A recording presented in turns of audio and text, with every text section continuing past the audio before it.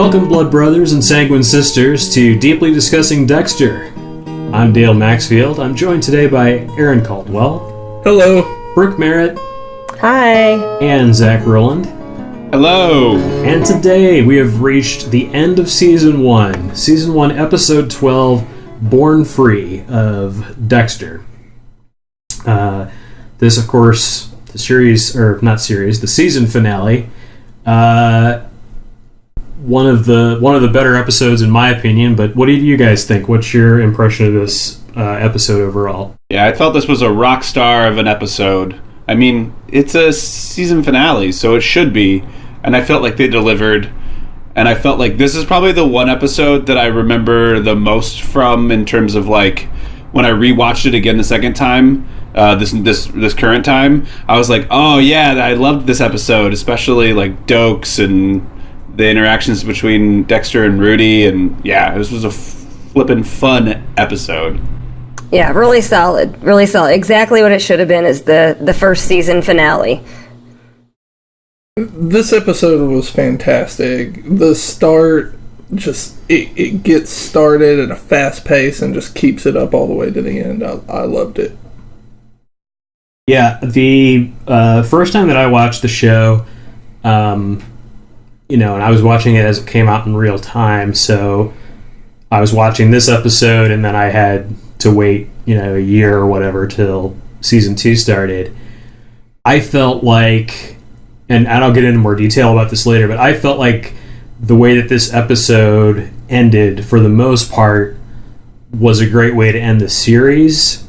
Not necessarily the way that I would have wanted to end the season.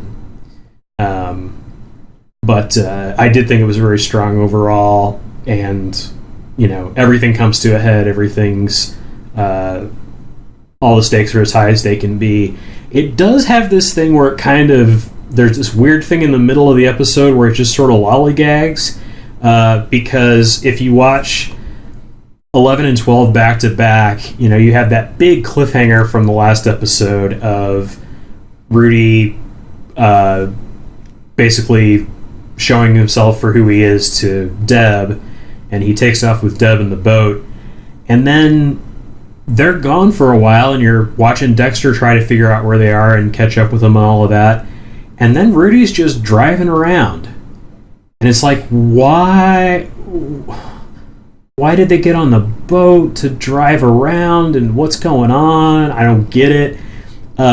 So it gets kind of confusing, and I was thinking that they'd use that cliffhanger to really, really drive excitement into the finale, but then they weren't going to actually pay off a showdown between Dexter and Rudy. They were going to either hold off on that and keep Rudy around, or they were going to have something darker happen, have Deb get hurt or killed or something. I wasn't sure when that middle section happened.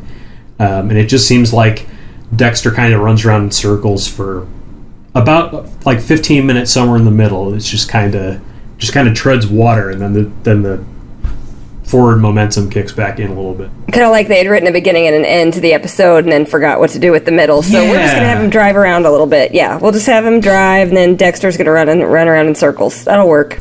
Yeah, I agree. Well, it makes a bit of sense when you factor in a couple of things that happen in this episode.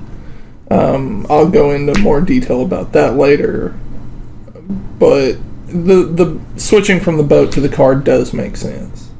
Yeah, I think I agree with that too. I felt like it was still that cat and mouse game that Rudy was playing with Dexter and Deb at this point. And like it's not necessarily practical, but it could have been from a writing standpoint, just like, yeah, what do we do? But also, I don't know. It didn't bother me. It makes sense in the context of the full episode. I just mean that as you're watching it, when you see Rudy in the car, it's very like, what? Like, what? He's in a car now? Why? When did that happen? Why is that happening? Yeah, it's kind of abrupt. Yeah. Well, because you can't drive a boat on land, Dale. Oh, okay. We don't know where he's going, is the point. Now we're going to learn the basics of transportation. The episode did do a good job of keeping us in just just the right amount of dark like Dexter is. Like, Dexter knows that Rudy has her before anybody else does, but he still has no idea where she's going. They could be going here, they could be going there, and we're along for that ride. Yeah, and it's important for that sort of final reveal of the season, which is when they get to the actual house and he remembers that he had an older brother. And we open, Dexter says, "I've lived in darkness a long time. Over the years, my eyes adjusted to the dark until I could see, but then Rudy turned on the light. He flooded my memory, and now I'm blind." We see Deb taped up on Rudy's boat. He tells her to let him know if the tape's too tight. Deb sees a bone saw and starts freaking out. She tells Rudy, "This isn't you." Rudy says, "I'm pretty sure it is." And then Rudy shows her how easily he can turn on and off his perfect boyfriend. He says, "I never meant to hurt you, Deb." And she's like, "I know, Rudy." And he's like, "Does this help? Because I can keep going if you want to." And she's just, oh, Jesus. This is actually one of my favorite scenes of the entire show. It's everything I always wanted to see in a movie when somebody's like, "This isn't you, and the killer's always conflicted just out of nowhere. I always wanted someone to reply so coldly to them, and it finally happened. It was great. It's also funny because it's not just in character for Rudy/Brian. It's like we're seeing now that the part of the personality that he put on for Deb is actually who he is. Like, a lot of his just sort of emotionless responses to her, saying goofy stuff to him, and his sort of twisted rejoinders back to her, like, he's been consistent with that all through the time that he's been on the show. It was cute before, now it's really creepy, Yeah, when he says, "I never wanted to hurt you," and she starts to kind of fall for it, and I know, and like she thinks she's gonna play him, then he's totally just like, he's totally just screwing with her, just toying with her, batting her around. Yeah, it's great. So then Dexter's back at his apartment. He says he wouldn't have taken Deb if he hadn't left me. Everything a clever monster needs to find him. Dexter searches, and the song "Born Free" suddenly starts playing on his computer. He's got a screensaver. Dexter figures out that Rudy's headed to the shipping container where his mother was killed, and he takes off. So then Angel is stuck in a hotel room with a guy who keeps yelling, He knows. I think it was "she knows," actually, but yeah, it was something like that, until Dokes yells at him, and then LaGuardia tells Angel that the woman with the painted nail prosthetic was killed. They figured out the only person that knew Angel was following that lead was Rudy, who he consulted, and Deb hasn't shown up yet for work. When we go back to Dexter, it's daylight outside. He's still in his apartment. He's just figured out which container number his mother was killed in. And then Dokes and LaGuardia show up at his apartment to ask him if he knows where Deb is. LaGuardia tells Dexter that they think Rudy's connected to the ice truck killer. Dexter feigns shock. Dokes isn't buying it. He says, "I saw him working in the lab last night working. He was doing secret blood tests." Well, come on, like, that was the worst shock ever. He's like, oh no. Yeah. Who's not gonna buy that? Yeah. Yeah, it was bad. It was bad. Yeah, he has no control at this point. He's just trying to figure out where the hell Deb is, and he can't put any energy into acting for these people. So he's just like doing the bare minimum of, I should look sad and worried right now, so I'll just put my head down and go, oh my gosh. Well, and then they ask why he wasn't answering his phone. He's like, Ambien, what happened in here? Lost the remote. Like, he's just go away. Yes.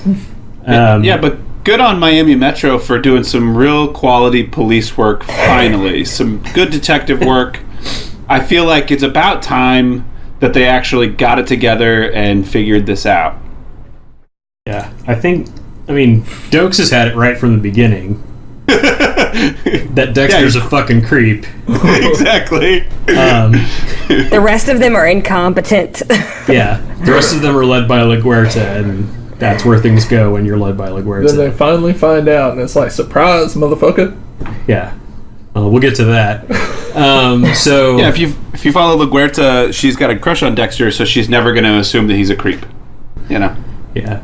And he says he tells the truth and says that he was looking for a type match on the Blood on Angel's collar and says that it was Rudy's. And LaGuerta has to restrain Dokes from kicking his ass because he's like, you knew and you didn't tell anybody. And then Paul calls Rita from jail. He tells her he thinks Dexter knocked him out and planted the heroin on him. LaGuerta holds a briefing about getting ready to search Rita's apartment and Deb's last known whereabouts when Matthews walks in with LaGuerta's replacement, who's come in early to provide some, as Matthews puts it, much needed leadership at this critical time. So speaking of LaGuerta's leadership, that's the end of it right there. Now they're stuck with Esme Pascal. Esme Pascal, yes, the Haitian hero. Is that because she saved a bunch of Haitians, or is because she's Haitian? I think she's Haitian. I think both of those things are true. Probably, yeah. I think they talked about it in a previous episode where Matthews was telling her that they'd find someone to replace her, and LaGuerta knew who she was. Yeah, basically, he hired her because he fired a minority hero. Yeah, so he hired a minority hero. He found someone higher profile than LaGuerta. So the replacement comes in and completely smacks down LaGuerta, takes over the investigation. Dexter breaks into the port to look for the container. He slips into a computer terminal to find the location of the container. And when he finally finds it, he opens the container, says, "Okay, Deb, don't be dead," and it's full of bananas. He closes the door and Doke shows up. Surprise, motherfucker. Yeah. So there it is. There's the meme of memes from the Dexter series. It's and everything. We all cheered. Like, it's everything you need to be said at that moment, because he just followed Dexter and he surprised Dexter, but also Dexter just opened up this thing and it's full of bananas and it's just surprises all around. All right, so here's something with this shipping container. Why it was used for a mass murder? At one point, we all know this. 40 years ago. 40-something year, whatever, how long? And now all of a sudden, it's just like they didn't scrap it. They're just like, we're going to clean it out and start putting fruit in it instead. Not only that, but the number that he looks up, like whatever the weigh number is for the container, it's like the container itself is just like a wreck of rusting metal junk with a bright black brand new sticker on it with those letters and numbers on it. Yeah. It's like the production crew were like, where can we find a cheap container that we can stick a bumper sticker on with our number on it? Right. They're going to move. I think in the reality of it too, they move those containers around. Like, they don't just stay in the same spot or come back to the same spot. Like, the odds of finding that container, really, if I think about it, had to have been, in reality, would have been astronomical. You know that container full of bananas was like half their budget. Because it was a lot of bananas. It's a ton of bananas. Yeah, you're probably right. They probably wouldn't have kept using the bloody, horrendous crime scene to ship fruit shipping overseas. Container. 40 years later for food transportation. This is where that Facebook thing about blood being in the bananas came from, right here. This episode. Yeah.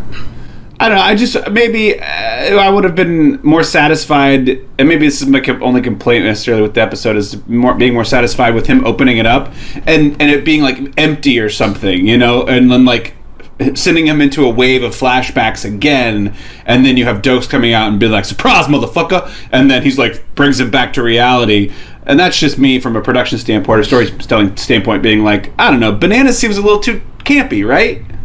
Yeah. Yeah. Or jokey. Yeah, I mean, it is played up for comedy, and Dokes showing up and saying that is played for comedy.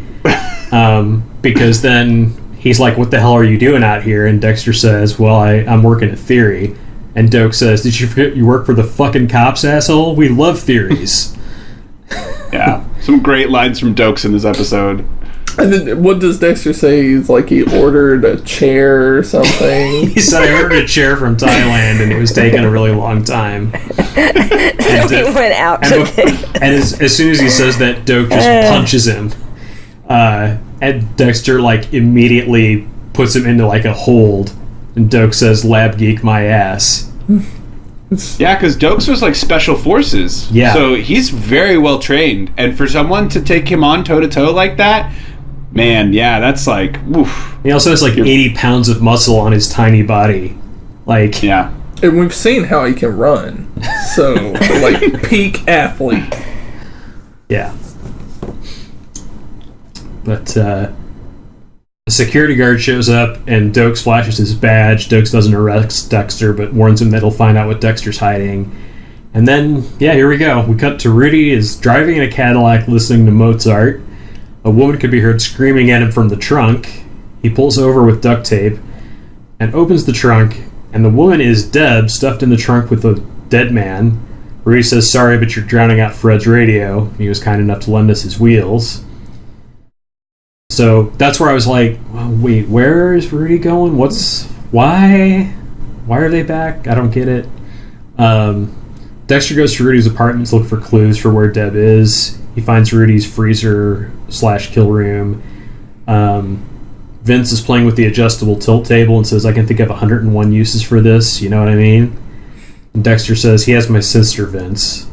Masuka's like, I'm sorry. Masuka, you dumbass. Him saying I'm sorry, that just seems like personal growth to me. Do not give him credit for growth. There is no growth happening. Hey, he didn't make any shitty jokes at Angel's stabbing scene. That's true. And stabbed Batista. Yeah, he was respectful of Batista. One scene. Yeah. A man shows up to Rita's. He's Paul's sponsor. He tells Rita that Paul got a skull fracture after Rita's attack and before he went to prison. And she just kind of waves him off. Dokes finds out that Rudy isn't his real name, but they don't know what his real name is. They just find out that Rudy Cooper is a deceased person, that he stole his identity. Dexter finds a close-and-play record player with Born Free on the turntable, and the doll that was placed on top of it has an apron that says Home Sweet Home. And then Dexter starts wondering which home he's talking about. We see Rudy knock out Deb with the M99. He's doing Dexter's method in tribute to Dexter. Which I thought was a pretty good line. He says, isn't my usual game, but it's an homage to a fellow traveler. Yeah. I don't know why I like that line.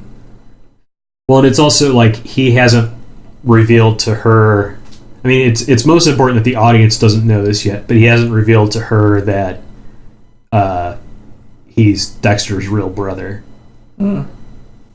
Spoilers. Listen, we're on that episode. Everybody's watched this by now. If they didn't watch the season finale immediately after episode 11, they're better than we are. Then they're way better than we are. Oh yeah, no, I had to. I had to watch the last episode right away. Yeah. Yeah, of course you did. So Dexter looks up Laura Moser's address on her arrest records, which I can't understand why he wouldn't have done that before. Why this is this time he decides maybe I should look into who my mom was and stuff like that now that I have access to police files and stuff. But that's when he does. Rita shows up unannounced at his office. Dexter blows past her and says something serious is going on with Deb, and he can't worry about her, meaning Rita, right now. Back in Angel's room, the guy is saying she knows again. Angel sees the new lieutenant. Esme Pascal announced that Rudy is the suspect on television, but that his fingerprints are not in the police database. Angel asks a nurse if psych patients are fingerprinted. They are. He calls in and asks them to run the prints against the institution records. So, Stabtista being in a room with an overflow psych patient who said she knows for like 24 hours straight led to them checking the other database of fingerprints that they have at their disposal that no one thought to check before that. Miami Metro is like the worst police squad. If that's something you're able to do, it would just be kind of standard, you would think. It wouldn't take a psych patient to turn that light bulb on. Well, it's not just Miami Metro, it's the district attorney's office as well, because earlier in the season we had that guy that committed all the DUIs like across the country, and they didn't put that together because they only searched his criminal record in Florida. They didn't search it nationally and find like all of his other DUI indictments. So, like, Miami is just straight up screwed. You know, in this universe. Stabtista, he's still a better detective than almost everybody else on the show. It's really pathetic when you think about it. You half expect them to introduce the new lieutenant as Frank Drebin. Yeah. I mean, it's hot in Miami, you know. They have a lot going on down there. They can't think clearly a lot of times. So Dexter arrives at Laura Moser's last known address. He has a flashback to what it looked like when he was a kid. He sees that his mother has the 5 different colored nail polish on her fingers. The flashback shows for the first time that Dexter has an older brother. Rudy walks out and says, "You remember now?" Dexter says, "Biney." Rudy says, "You always had trouble saying Brian." And Rudy said, "I'm your real brother, none of this foster bullshit. We're blood brothers through birth and death." And Rudy reveals that they were both in the container, trapped with the body of their mother for 2 days. You know, Dexter saying Biney, that's got to go. That's got to be a nomination for worst line. Just it's so bad. Like he just looks at the camera and is like, Biney, and I'm like, it's a terrible name, and it's a terrible everything. But that's all I can remember. He was like 3 years old when his mom was killed. I expect him to be better. Yeah, it's a flash. He's having a flash sense memory. Essentially, it's like coming back to him. I really enjoyed this sort of Empire Strikes Back moment for Rudy, where he's like, "No, I'm your real brother, Luke." But it's like, because it's such a great reveal, and I've legit, when I watched this again the second time, I'd forgotten about that. And so, like, even though I knew that Rudy was the ice truck killer, I didn't remember that he was his brother. Yeah. And when that moment for me was like such another moment where I was like, yeah, that's awesome. What a great twist turn thing that he's doing. I really enjoyed this moment. Spoiler alert. So, no, this was great. I really, really liked this moment. Other than the Biney thing was a little phoned in, but yeah, such a sweet moment for this show. I thought it was great. I mean, I thought it showed Dexter, like, he turned into that 3-year-old boy for a minute there. That's what I got from that line. Like, he was 3-year-old Dexter recognizing his brother for the first time and saying his name. So Dexter goes into a bedroom in the house. He's looking for Deb. He has another flashback. Rudy comes up behind him and knocks him out with M99. He says, "I didn't want to do it this way." This scene right here, it's really good because Dexter is just running through the house like, Deb, where are you? And Rudy is just sitting there like, hey man, let's sit down and have a beer and talk about this. Just completely calm about everything. She's not in the house, Dex. Why don't we sit down for a beer? He's still like running from room to room, and so Rudy knocks him out so he can just have a beer with him while he's... Yeah, it's kind of funny, too, because it's like, you know this guy's a killer. You're a killer, but you also know this guy's a killer.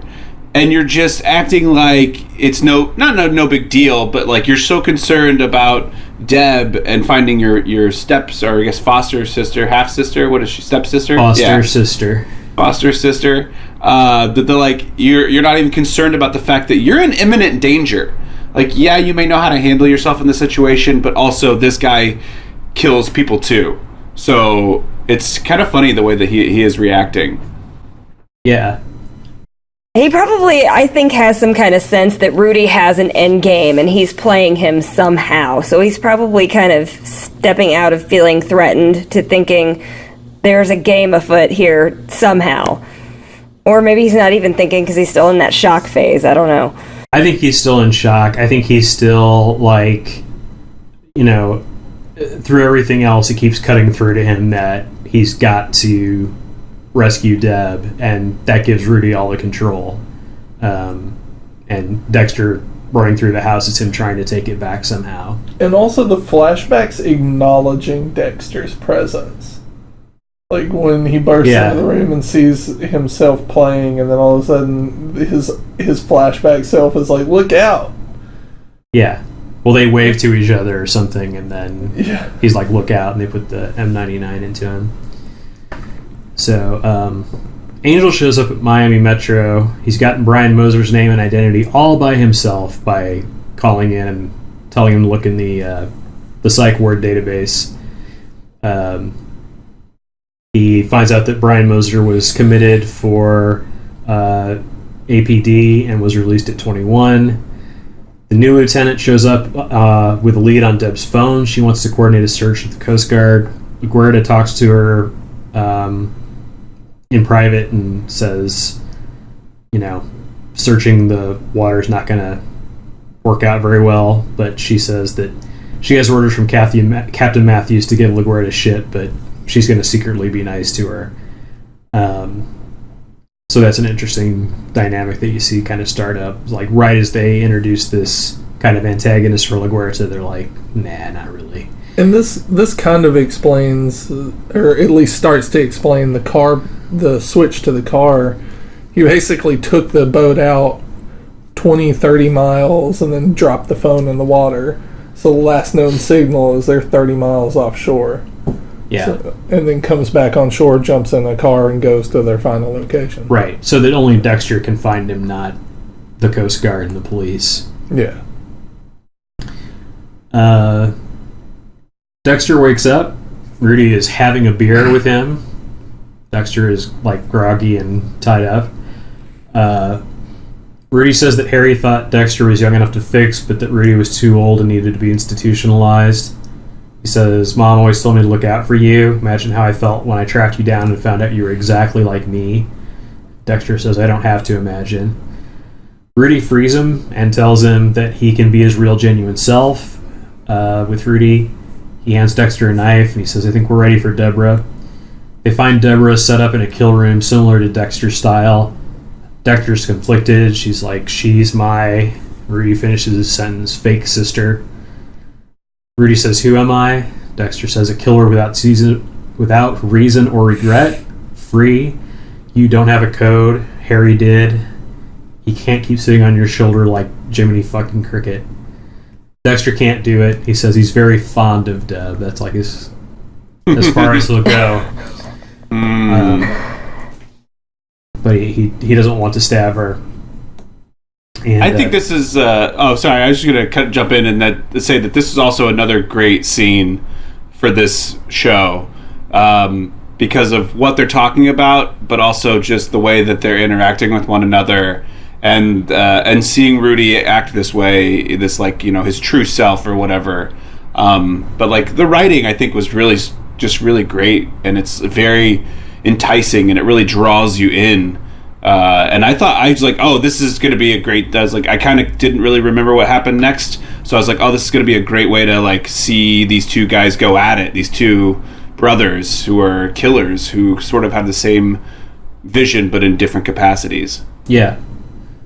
And you kind of got the feel that Dexter was a little bit tempted, like just listening to Rudy. Rudy he's good at selling things. He's good at talking the game. And you felt like Dex was kind of like, do I really need the code? Can't I just enjoy it free Absolutely. of the code like he does? Well, and one of the things he says to Rudy is, does it have to be Deborah?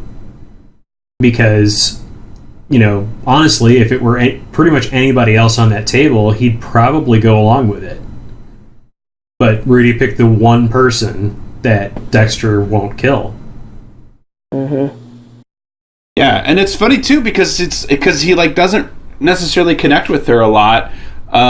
You know, there's many times throughout the first season where she says it's like I don't even know you, or you're a different person, or we don't talk. You know, but yet he still does have this fondness for her, just because of what they went through. I think with Harry and growing up as children.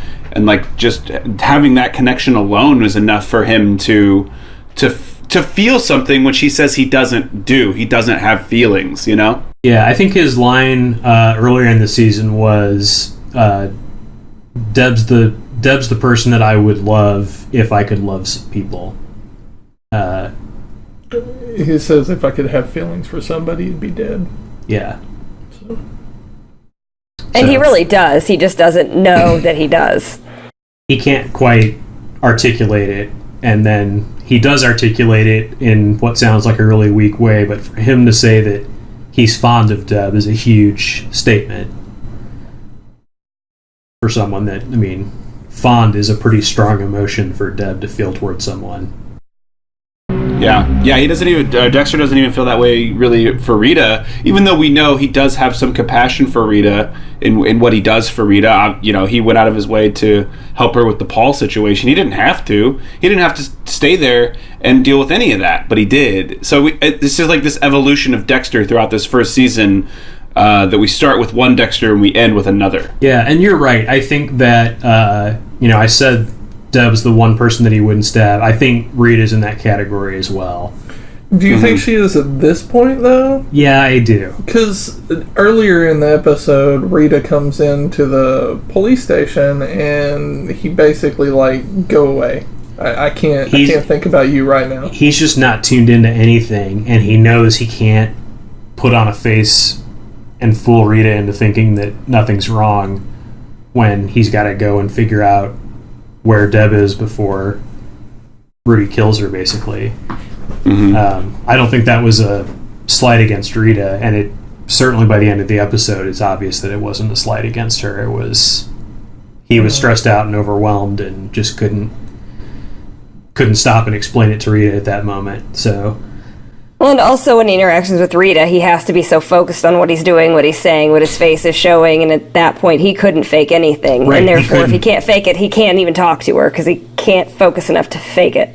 Yeah, which is, I mean, that's a smart move on his point to, like, yeah, it's probably gonna, like, it might piss her off that he's just kind of blowing her aside like that, or blowing her off, but that's way better than if he stood there and tried to explain what was going on, and she saw him say things like, I think my sister might be taken by the eye struck killer. I'm really worried about it. Are you worried about it? Okay, we'll both be worried about it. Right. With little to no emotion. Yeah. I think if it was Cody, Dexter would have killed him. After last episode, for sure. I think any of us would have killed him if it was Cody. I think we'd all line up. We would have wanted it to happen, even if we wouldn't. It's your fault. It's all your fault. They should have brought the psychiatrist back to talk Cody into shooting himself in the head with a gun. Oh, so bad. All right. It can be almost honorable, kid. it's deep. Rudy says you can't be a killer and a hero. It doesn't work that way. Rudy takes the knife from Dexter and plunges it down towards Deb's chest. Dexter stops it and Deb's eyes slip open. Dexter and Rudy struggle. The knife comes free. Rudy gets the upper hand, but Dokes and LaGuerta's voices can be heard outside. Rudy bolts as Dokes comes in. Dexter points at the door Rudy went through. Dokes follows him and finds an escape tunnel. Rudy is gone. Dokes tells Dexter he's going to request that Dexter be suspended. Deb shows up livid. You're going to do what? Deb says, back the fuck off my brother. He just saved my life. Dexter ends up riding with Deb in the ambulance. Deb says she's still out there. Do you think he'll try again? Deb doesn't want to stay anywhere but with Dexter. She says, why me, Dex? Why did you choose me? And Dexter says, just lucky, I guess. He never knows the right thing to say to her, ever. I mean, come on. He could have said, it's all your fault. Yeah, that's true. It could have been one line worse. But it was all your fault. It's like, yeah, it's just like it's that simple little thing of even showing compassion, of just being, instead of saying just lucky, I guess, being like, I don't know, you know, but instead he's got to be like, come on, like, he's just such a bad, compassionate person. Even though he shows compassion, he doesn't know what the language is never there. My baloney has a first name. You know, what do you say there? Like, I don't know. just lucky, yeah. I guess I've brought a little bit of levity to it, so I think it works.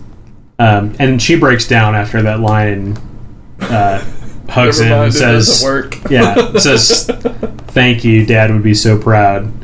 I think it's like kind of sweet the way that, like, she never lets anyone in. She tries to hide her emotions from everybody, but now that she's alone with Dexter and he saved her, she is okay crying with him. So Paul calls Rita again and tells Rita to look for a missing shoe. He says it came off when Dexter dragged him in. Rita ends the conversation. Dexter's having second thoughts about his choice.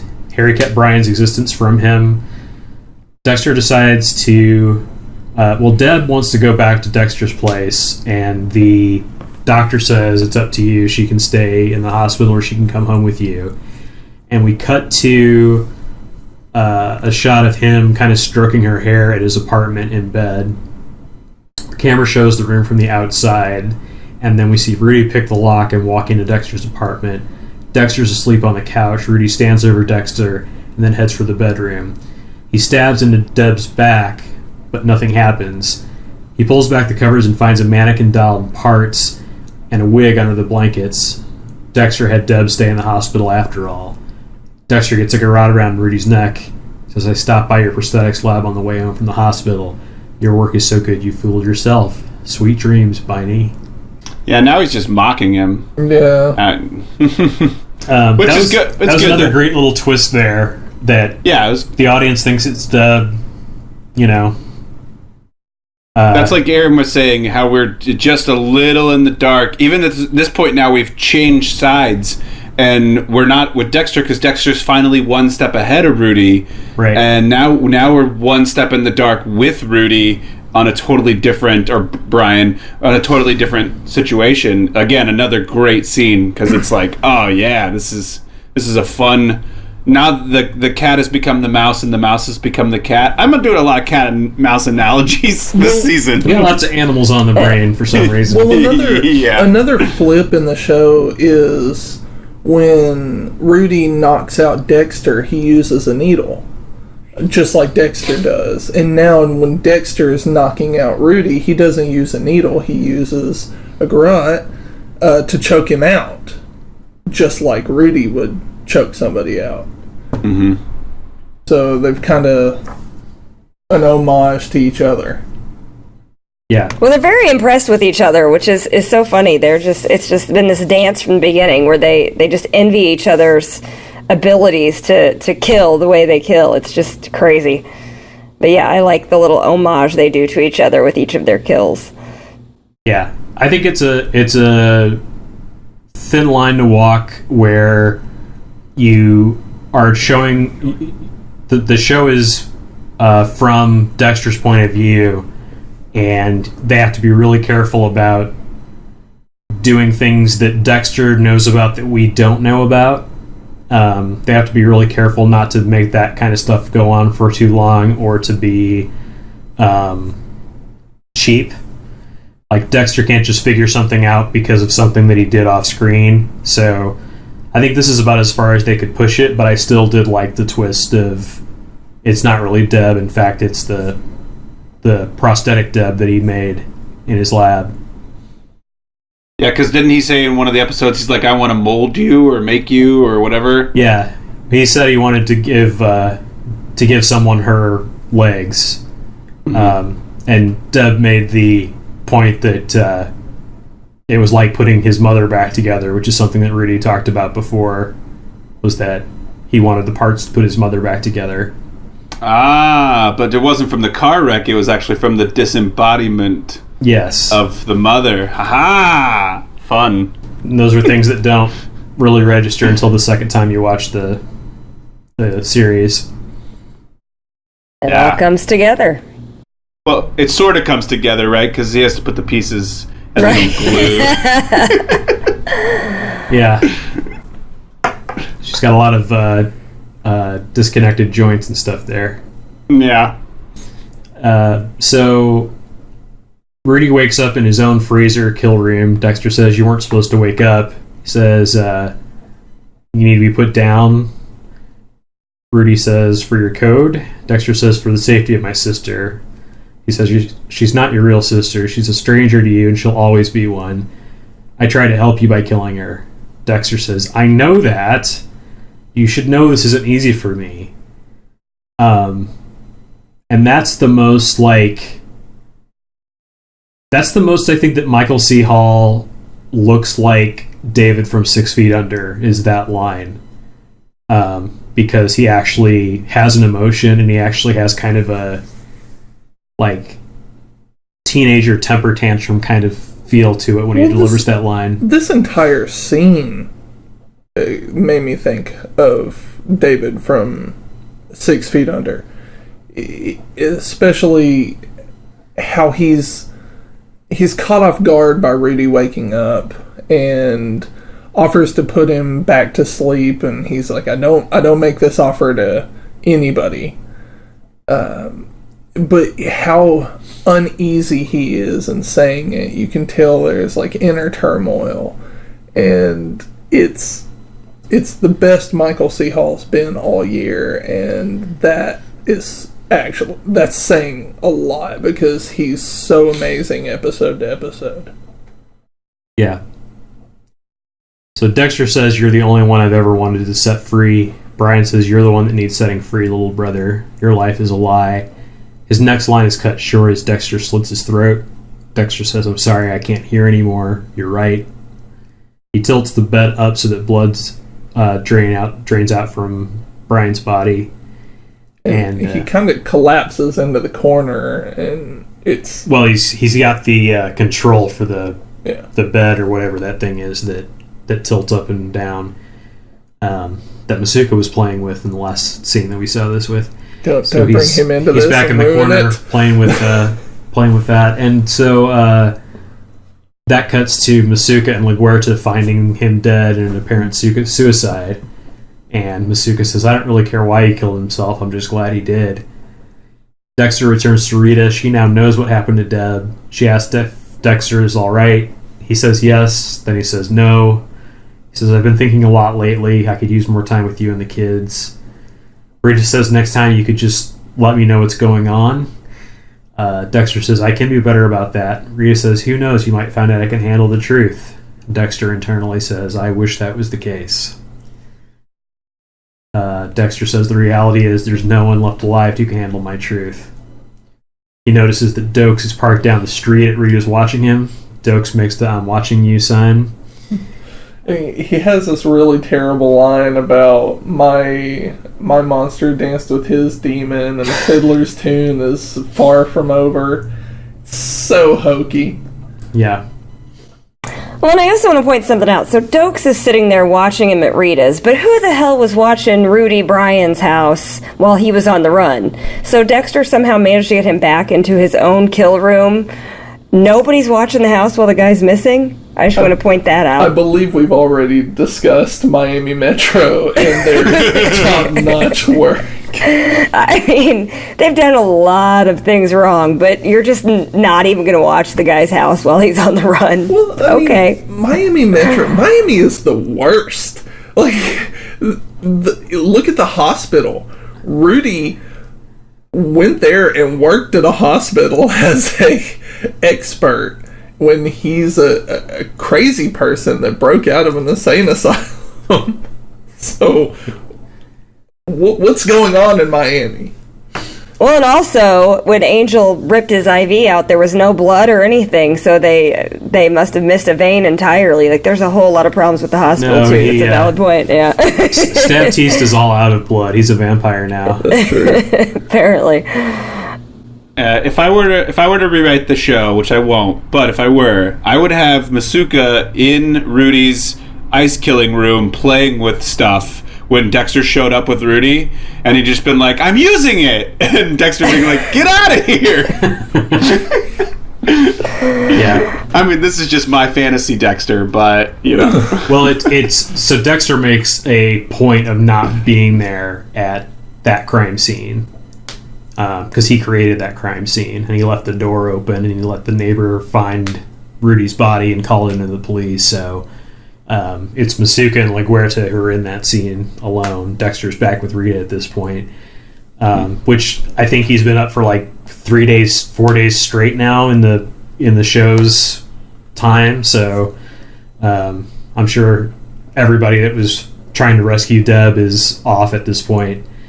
And then Rita finds the shoe as Dexter drives off. We see Deb back in her dress clothes, and as they walk into a crime scene, it becomes a fantasy celebration where everyone's celebrating Dexter for protecting the city. Dexter says, This is what it must feel like to walk in full sunlight, my shadow self revealed. Yeah, they see me in their darkest dreams." That is the end of the episode. That final scene really rubbed me the wrong way the first time I watched the show. I was just like, what is this stupid bullshit? Dexter killing for our children, come on. Dexter having a fantasy life at the end of this, like after killing his brother and going through all of this emotional pain, just did not ring true for me. But I didn't let that scene ruin things for me. I just thought it was a really bizarre choice to end it on. And it's also why I feel like this is the most self-contained season of Dexter ever. If they were going to cancel the show, this would have been the perfect season to do it because it's the most complete overall story. And that bow on it of him, fantasizing that he's a vigilante hero, like, he might as well have just walked up and like, yeah, I'm Batman. Well, you got Deb fist pumping next to him, and then there's the sign that says #1 fan. Oh yeah. They got the giant head of Dexter they're carrying around. Right. It really was a terrible ending to a great episode. Yeah, again, great. I feel like they took so much from Star Wars for this episode because it's like at the end of Star Wars when they redid it and they did all the celebration cities and stuff, and they're just like, why are they just traveling the galaxy with all the celebration? It's like it just takes you out of it. Just give me my Ewoks. Why are they singing Wub Nub? I don't get it. I love Wub Nub. I miss Wub Nub. It never happened. George Lucas said so. It's coming back, baby. Yeah. In your darkest dreams. So this was this was the final episode for director Michael Cuesta. He did the first 3 episodes of the series, and 2 others this season, including this one. Daniel Cerrone, who's a very prolific producer on the first few seasons of Dexter, was the co-writer. And Melissa Rosenberg, who was the head writer for the first 4 seasons, was the other writer on this episode. So, what do you guys think for the best line of the episode? Surprise, motherfucker! It's hard to beat that. She knows. Yeah, nope. So good. She knows. No other contenders. There were a lot of good lines in this episode, honestly, but I think that one just takes the cake because it's so iconic. Yeah. Very much so. And I love saying it. It's everything that you needed said in this entire season. The show even recognizes how important it is because there's an episode later on that's actually titled Surprise Motherfucker. Mm-hmm. So. Yeah. The fans loved that. That was great. I mean, Dokes just nailed it. He gave everybody what they wanted. Yeah. Any contenders for worst line of the episode? In my opinion... You're drowning out Fred's radio. You're drowning out what? Fred's radio when Rudy had the guy's car and he told Deb, "You're drowning out Fred's radio. He was kind enough to lend us his wheels," or something. That was my worst line.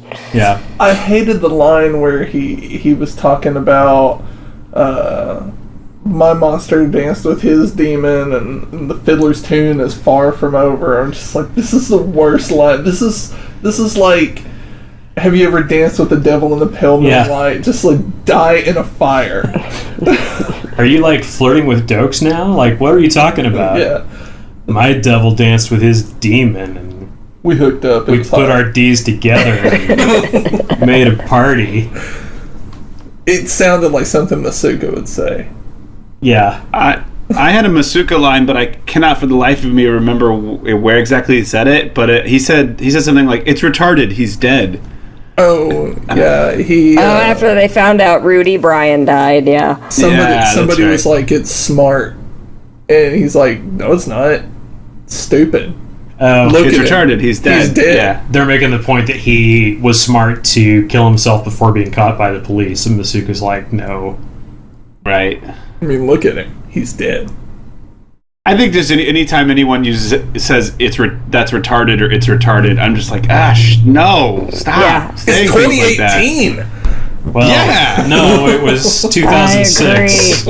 It was 2006. Still bad, equally bad in 2006. Yeah. They called LaGuerta a spick in the last episode. Like, there's words that are still hanging around on this show. So yeah, it does get more correct as it goes on, as most television did. But is there anyone going to fight against Michael C. Hall giving the performance of the episode? No. The only one that comes close is Deb, and I would say second place is Rudy. Honestly, those were my two. Both those characters. Yeah, but it's got to be Michael C. Hall all the way. He was just perfection. Especially the end scene when he kills Rudy. That's it. Yeah. I'm tempted to give it to Rudy just because it's his final episode, but yeah, it's certainly Michael C. Hall. So,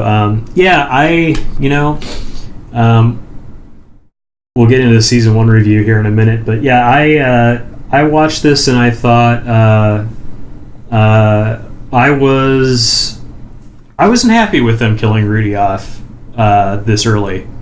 I thought he was a character that they could have kept going a little bit longer and was something that I wanted to see. And then this time watching the show, I think I realized that it was the writing I liked and not necessarily the character.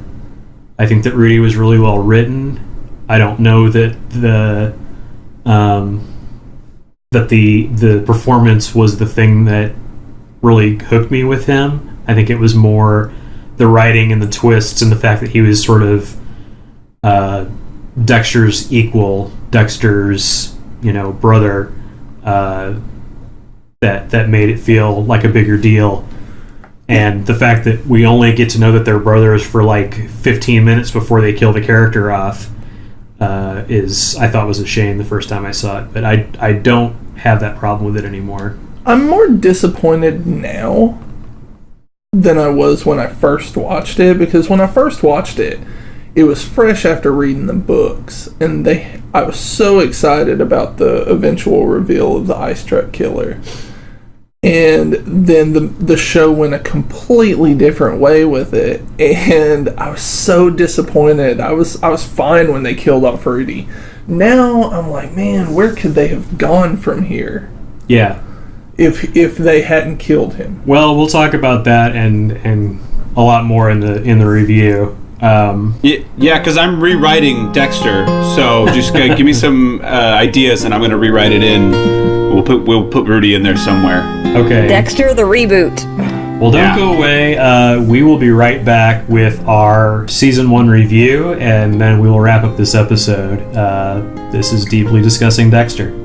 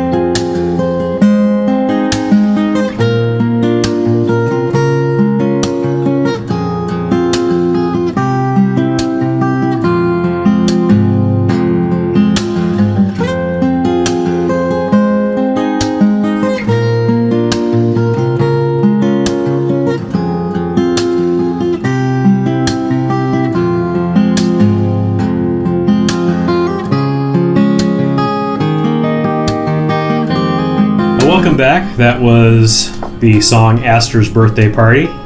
Keep it in mind, it will come back in the upcoming seasons. And we're back with our season 1 as a season review. We're going to talk a little bit more about kind of the overall arc of the season, what we thought about it, get into the cast a little bit here first. The main cast for season 1, we've got Dexter, of course, Michael C. Hall. Let's talk about Dexter, where he's come and what his arc has been this season. Yeah, I think this season has really been about him accepting the fact that he has ties. Like he always, at the beginning, he's referring to himself as a lonesome monster, and he doesn't have any connection to anyone except for maybe Deb. But as the season goes on, he admits that Angel's his friend. He admits that he cares for Rita. He talks about how fond he is of Deb.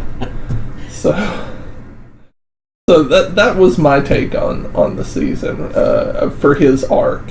Okay. Yeah, agreed. He goes from saying, he has no feelings, and, but really he does have feelings, and we see this, and you see him kind of realize he cares more than he thinks he is capable of carrying. No, I was going to say I felt like there was definitely he wasn't static by any means, which is great for character development. When a character's too static, they don't grow in some way, even if it's not emotionally, but from their point of view, if they just become a boring character to watch. So it was fun to see the evolution of him. Also the discovery too, because we start with Dexter in one place, and then he comes to so many discoveries throughout the season that give him a little bit more context to his life, but also this this thing that he is, this monster that he thinks he is. Yeah, this season had a lot to do for Dexter. It had a lot to get right and set the stage for him as a character. Going back to the pilot, they were dealing with the problem of, can we make this serial killer likable? Can we make him someone that the audience is cheering for or on the side of, in spite of the fact that he's doing all of these things? And we're introduced to the code, and that kind of part of it plays out. Dexter starts to learn that the code and Harry aren't all that it's cracked up to be. But, it's this interesting thing. I don't know that the writers or the producers of the show necessarily believed that they would get to this point by the end of season 1, but I think they definitely achieved by the end of season 1. People that were watching the show were fans of the Dexter character. They were 100% behind him. And bringing Brian into it and threatening Deb and all that kind of stuff definitely helps get the audience on his side. But even earlier episodes, like the episode with the psychiatrist, which was the last episode, where he had kind of a secondary target of the season, because it's the last episode before we as the audience find out who the eye struck killer is. Even then, like, we're rooting for him to get rid of that guy. So I think, as far as his arc goes, there's his arc with the actual audience, and the audience was all about Dexter the same way they're all about, maybe even more so than they're all about, Patrick Bateman or people that love to watch, Friday the 13th movies and root for Jason kind of thing. Yeah, the writers did a great job of getting people, framing the season to make Dexter the clear hero and that we wanted him to win. But I don't know that they would have been able to achieve that on writing alone. I think Michael C. Hall was the linchpin. The show doesn't work without him, that's for sure. I can't imagine anyone else playing Dexter and pulling it off. Yeah. Fully agree. It would have gone one extreme or the other. It would have been either too sympathetic or too cold, whereas he hits that balance just exactly how he needs to for us to be on board with who Dexter is as a character. Yeah. I mean, they could have got, like, Sam Worthington or, what's the other guy they keep trying to make happen that never works? Carl Urban. There's so many. That him too, but list. Like, who's the guy? Jai Courtney. Jai Courtney. There That's you go. Well, stop trying to make Jai Courtney happen, Hollywood. Wasn't he was in the Suicide Die Hard, Squad too. for like 13 seconds? Yeah. Yeah, in the most recent Die Hard, yeah. No, I think he's going to be in like 3 of the next Avatars too, probably. No, that's probably. That's Sam Worthington. They are interchangeable. Yeah. We need a nondescript white guy. Yeah. Right, because the guy from Avatar too, like, he's in stuff, but I don't remember his name. But he was in that, and he was. It's Sam Worthington. Is it? Okay, yeah. Jesus Christ. You're about to kill Aaron, but so they're interchangeable. Yeah. They're the same person. Wait a second. You mean that's the same guy? You sure it's not Carl Urban? Childish Gambino and Donald Glover are the same dude. Yeah, Zach thinks Sam Worthington looks alike. They all look the same to me. Now, you think Sam Worthington in particular looks alike? Yeah. You think Sam Worthington looks like Sam Worthington? Sam Worthington is in all of us. I really like Carl Urban. I feel like we've talked enough about Dexter there. Let's move on to Rita, played by Julie Benz. I love Rita. I love Rita's character. I like how they set it up that, she's dealing with the fallout from her bad relationship with Paul, and Deb's the one that introduces them, and Dexter at first sees her as a damaged woman that will be easy to maintain a almost platonic relationship with, and he eventually, with the help of the therapist and as the season goes on, he becomes more and more truly attached to her, to the point that he decides to set up Paul for his third strike. Yeah, her character is another one, probably the only other one that has the amount of growth that Dexter does. Because she starts off, you kind of think, oh man, she's just going to be the damsel in distress going forward. And she becomes such a strong female character. It it's amazing to watch the last episodes of season 1 versus the start of the season. Sure. I think it would have been really easy for them to make her just a like half support but also half a drain on Dexter, where she's just sort of stays at home with the kids and nags at Dexter when he doesn't come and do what she wants. You know, they could have made her a kind of immature character, and they don't. You know, she's got a job, she's trying to keep it together, and she's going to do that with or without Dexter, but she likes Dexter, and she's happy that she's found somebody that she can be with that is not trying to take control of her and not trying to beat her up. Yeah, we see her go from so fragile and so broken to really developing, you know, the backbone that she develops and the ability to stand up for herself. And even though she's not really quite secure all the time in the relationship, you see that growth starting in her. Even though she's a little tenuous, you know, she really does a big switch. It's good to watch. Yeah.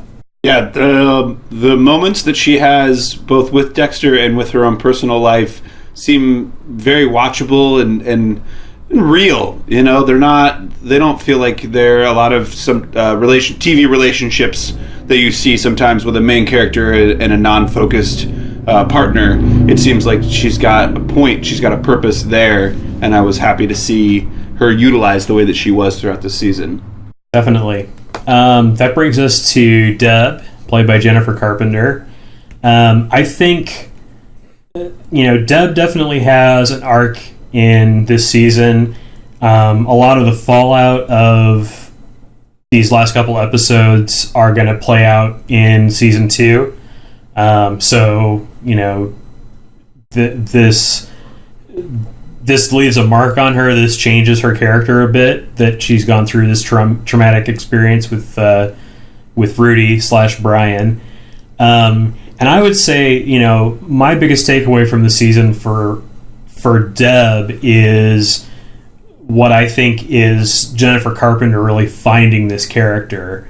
There is a big contrast between Deb in the pilot and Deb by episode 8, 9, 10, where, you know, she's just kind of jittery and strange in the first episode or two, and then I think she kind of starts getting into the skin of Deb a little bit better and starts expressing that a little bit better, and I think the character's confidence also grows, which helps it feel more like a real person and not just a clumsy, always saying the wrong thing at the wrong time sort of character that she starts out as.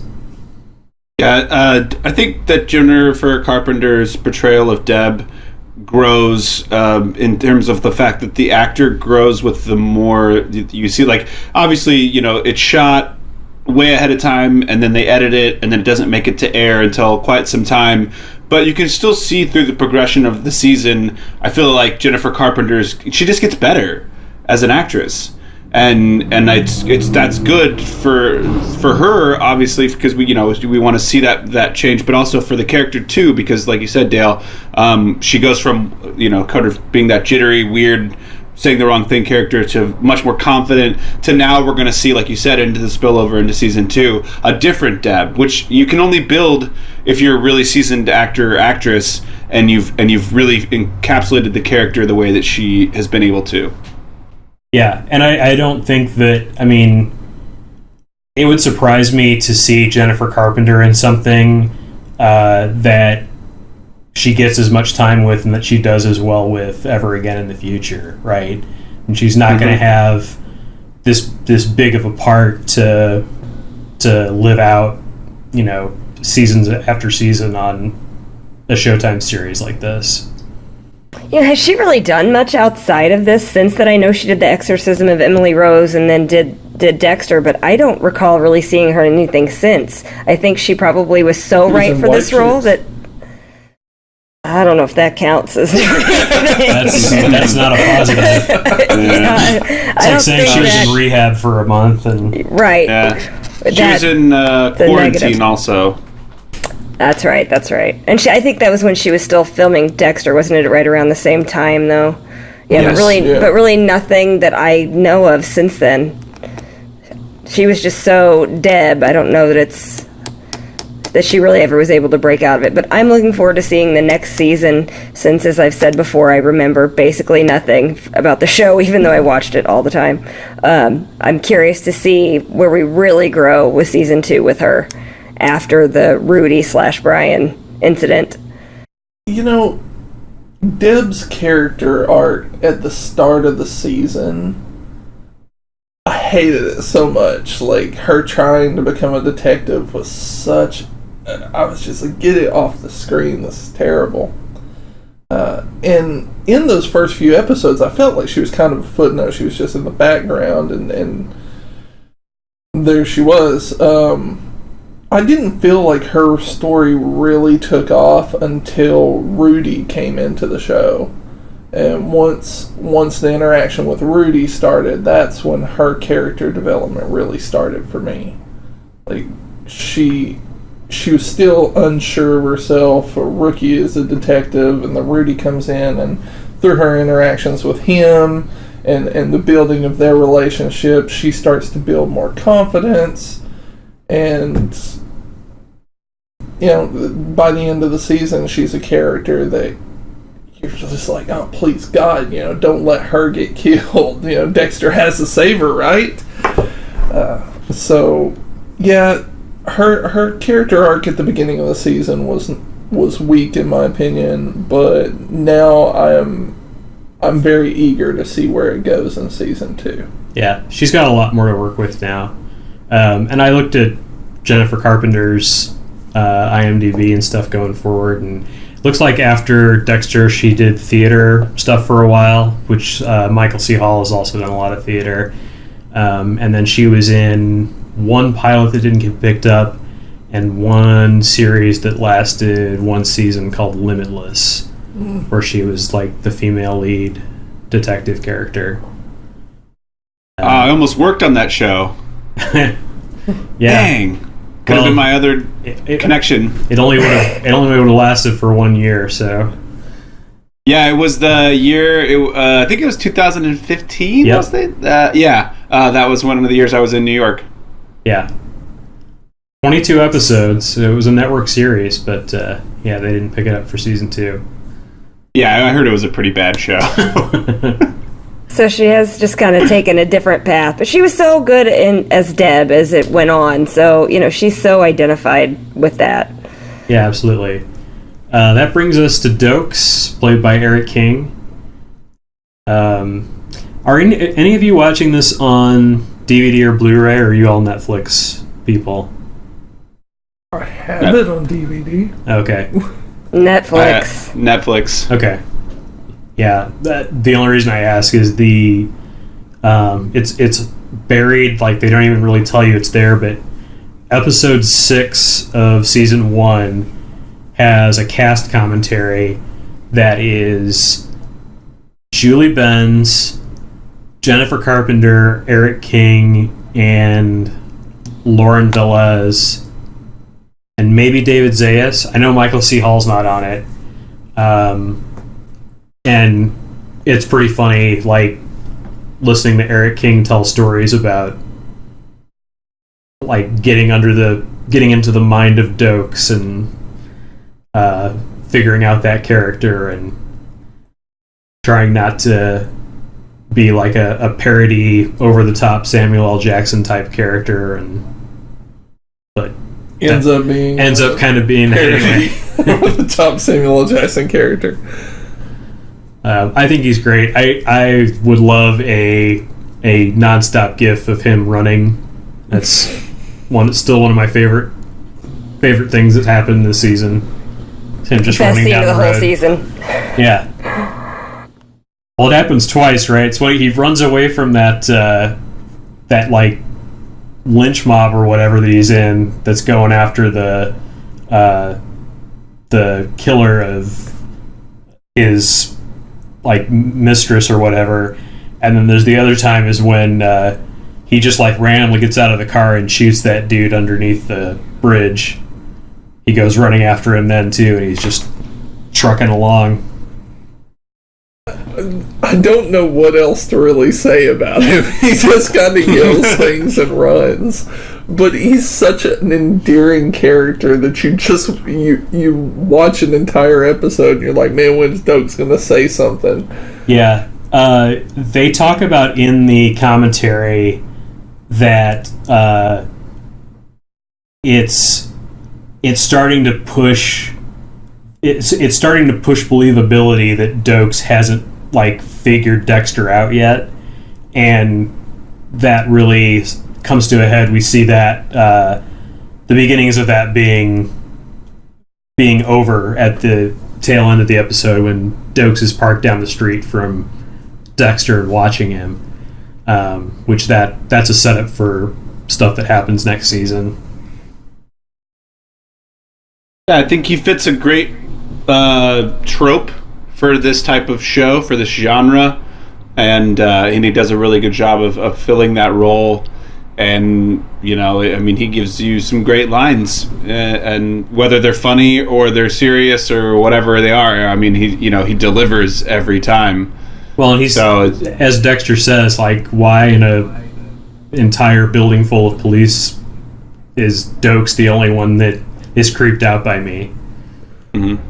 Because Doakes is the only actual cop at the beginning of this season. Angel eventually becomes a cop, but everybody else is just like... He has to become Baptista first. That's true. Yeah.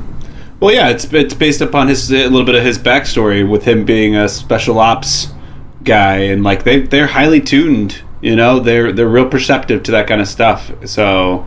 It puts his character helps to put stakes on the situation constantly, which is good, because if there's no stakes, why are we watching this? What's the point?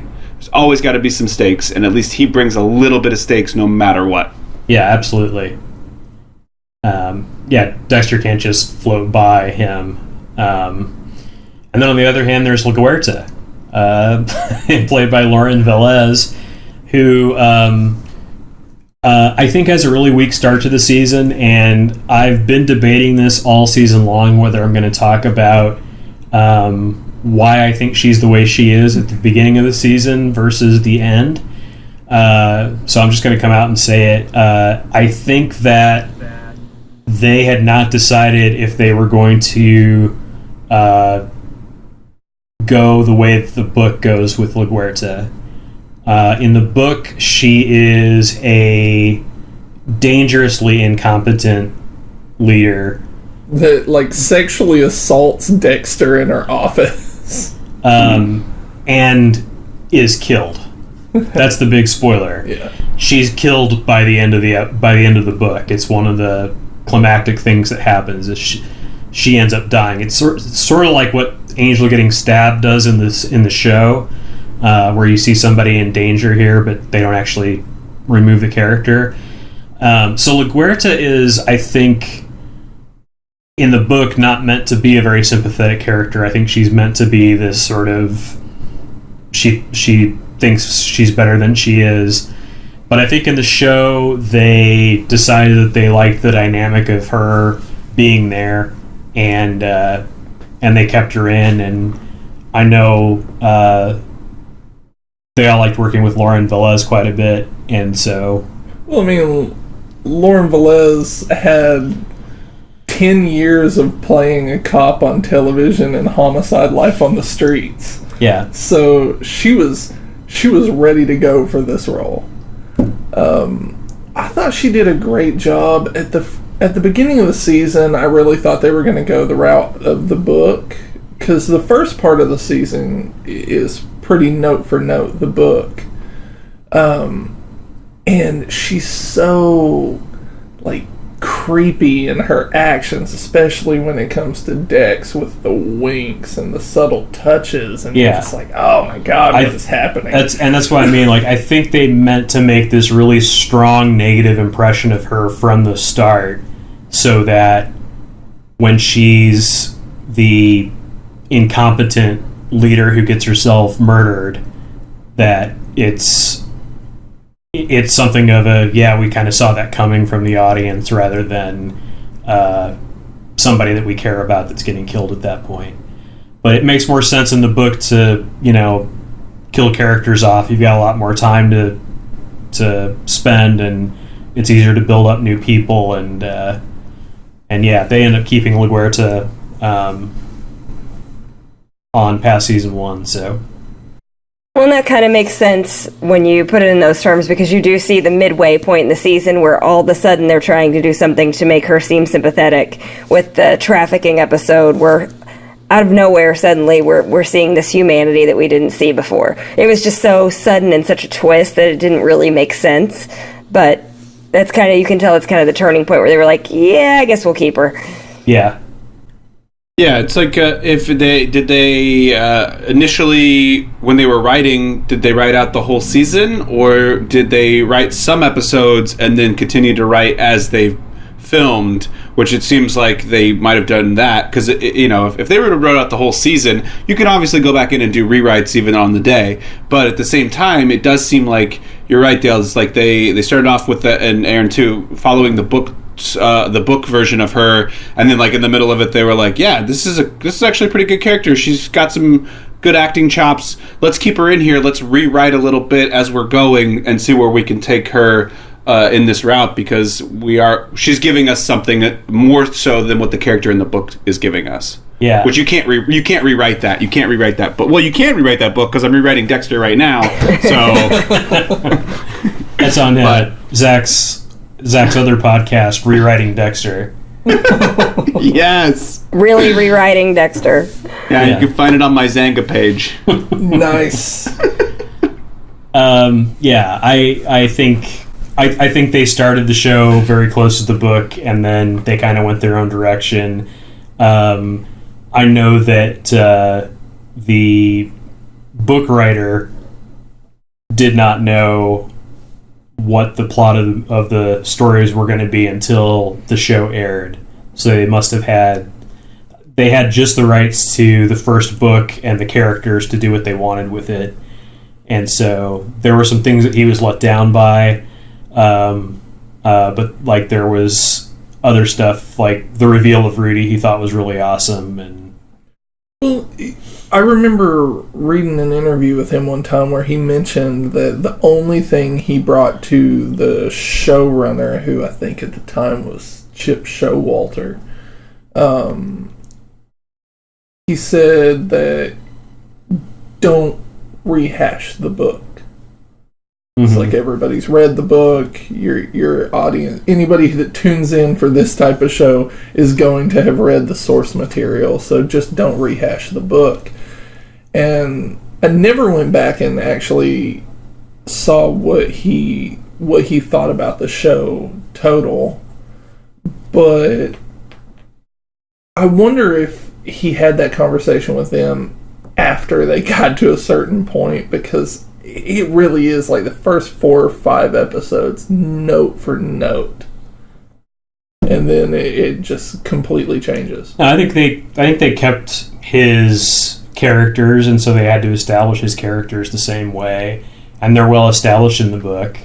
I just think that, I don't think that they came up with a whole different way to introduce LaGuerta, so they introduced her as this more sort of incompetent, flirting with Dexter for no reason kind of character, and then they kind of advance from there. I mean, Angel is barely introduced in the first episode or two, and Masuka is not even a regular cast member at this point. He doesn't join the regular cast until next season. So glad he joins the regular cast. So glad. So let's talk about Angel.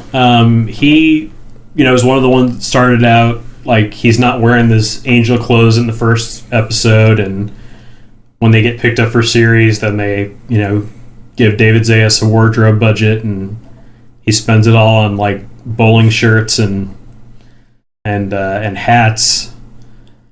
And then they stab his favorite one, or one of his best ones. So I wonder if that line was a literal line by David Zayas. Like, oh man, that was my favorite one. I could see that, because I feel like a little bit of David Zayas is a little bit of Angel. Like they're a little bit of one and the same. Angel is such a good character, and at the beginning of the season, he's so sad and depressing, but he's still just wonderful. Every time he's on screen, you're just like, man, I love Batista. I like how Angel always has the sad 90s goatee thing going on, but whenever you see David Zayas in an interview, he's completely clean shaven. It's like that's not a actor thing. That's the character that has the lame goatee thing going on. He's taking you to Flavor Town. Yep. Yeah, I feel like he did a great job of portraying the character, definitely making it a character. When they gave him the opportunity, he took it, he ran with it, and he's a very memorable character from this series. Yeah, and he certainly becomes a bigger deal in future seasons as well. So yeah, he was. I think as far as like people getting kind of shortchanged in this season, I think Angel certainly got it a little bit. I think LaGuerta did to an extent, but this was really about just establishing these characters and kind of being able to go from here. And it's weird that you say that, because I felt that looking back on season 1, Angel dominated screen time. Out of all the other characters outside of Dexter and Rita and Deb, he dominated the screen. Yeah, he gets a lot of screen time, but I feel like he's always the B plot of the episode. Like he's always and then we need something for Angel to do. Like it always feels like something that the staff writer put those scenes in, and the other writer was concentrating on Dexter and the Ice Truck Killer and Deb and Rita. Yeah, I think they put a lot of focus on creating him as like the moral center, as the soft person in the cast, and so that's why they did all of these secondary stories about him, doing the right thing when Doak shot the guy, and him with the broken heart with his wife leaving him. They're just really focusing so much on these B stories to showcase that he is the kind of the heart over everyone else. Well, I mean, the show requires La Pasión, and David Zayas brings it in spades. So they really had to establish who would bring the Pasión. So now that we've gone there a couple times, let's talk about Harry. James Remar, of course, the great James Remar, playing the character that fixes most of my problem with the book version of Dexter, which is that in the book, Dexter talks to his dark passenger like it's a separate entity, like a superstitious kind of thing. And in the show, he talks to Harry, his dead dad, who's part of his personality. But Harry, it's another funny coincidence that it's the same situation as 6 Feet Under, where the dad from 6 Feet Under was always dead and hanging out with the protagonist of that show. Yeah, that does seem to be a running theme with Michael C. Hall. But James Remar, for as big a name as I would consider him, he's only in the show for a total of like 7 minutes.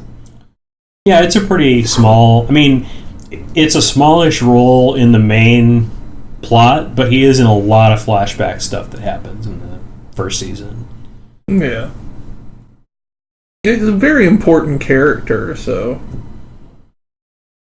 Yeah, I think at first I was not I don't know if it was him necessarily, the actor, as it was so much just the way they were doing the flashbacks, but I was a little perturbed by that.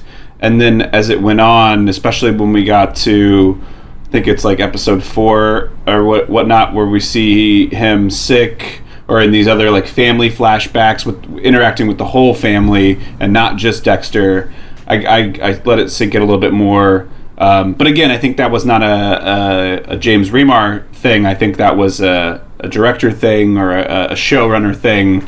But I'm glad they made it feel better and more connected or usable or likable or any of those things. Yeah. It grew on me. He grew on me. Yeah, and they cast right with him, where they got a really solid character actor to play a character who doesn't have a whole lot of time on screen to convey what he's supposed to convey, but still gets it across because of the power of his performance and his abilities.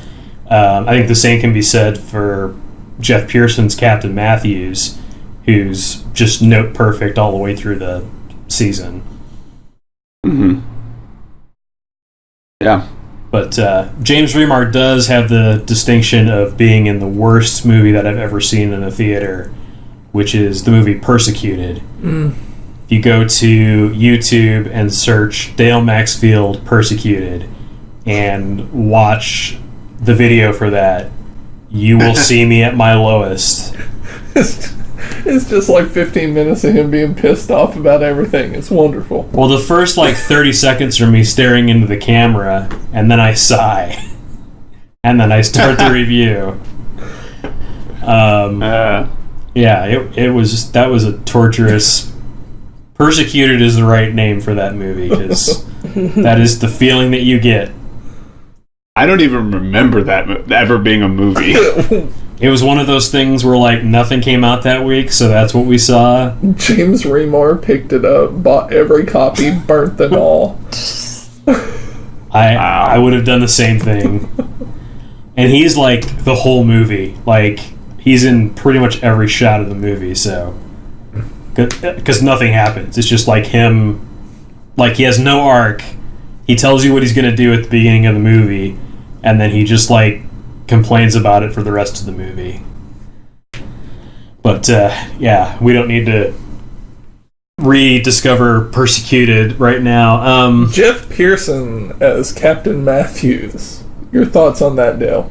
I said he was very solid through the whole season. I thought he was very good, and also an older actor, but somebody that gets a lot across in just a couple of appearances. We believe that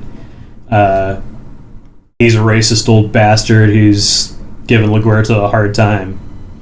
He has the perfect voice for upper management. Whenever he walks into a room and says something, you're just like, damn it. Yeah. Boss caught me smoking again or something.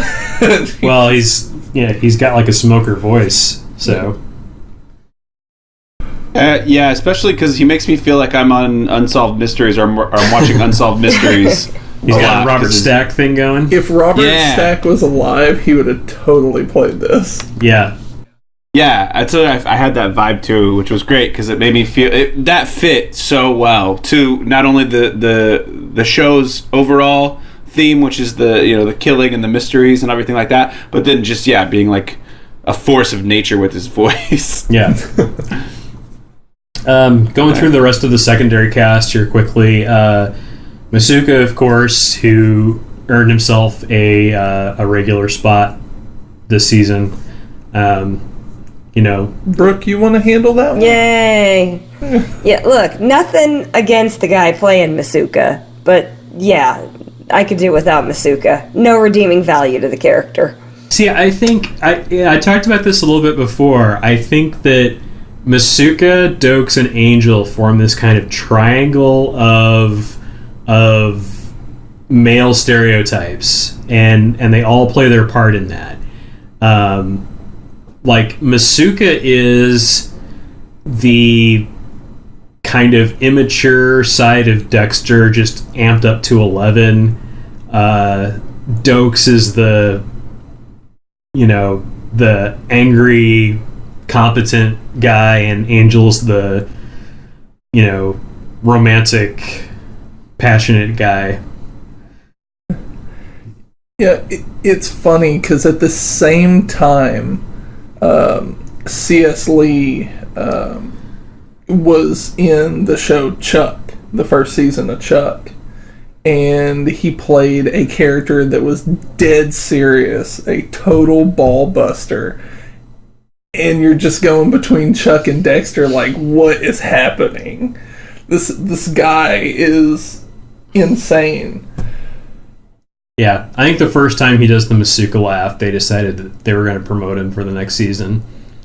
Yeah, that was a great call on their part. Look, I know we got to have the comedic relief. I know we got to have that guy, but does he have to be quite so much that guy? Yeah, I mean, he just fills out another archetype for a police unit, or, you know, whatever the whole group of them are. You've got to have one of each. Yeah, and I think he has to be there so that Dexter's not the creepy lab guy. You know what I mean? Like, he's so extroverted about it. Like, it's all stuff that Dexter... It seems like it's the kind of thing that Dexter would be thinking and not saying. But if Masuka wasn't there, he might be the one making the stupid jokes, because Dexter makes a lot of stupid jokes. So... Yeah. You just have a louder version of him in Masuka. Yeah, there are a lot of scenes where people...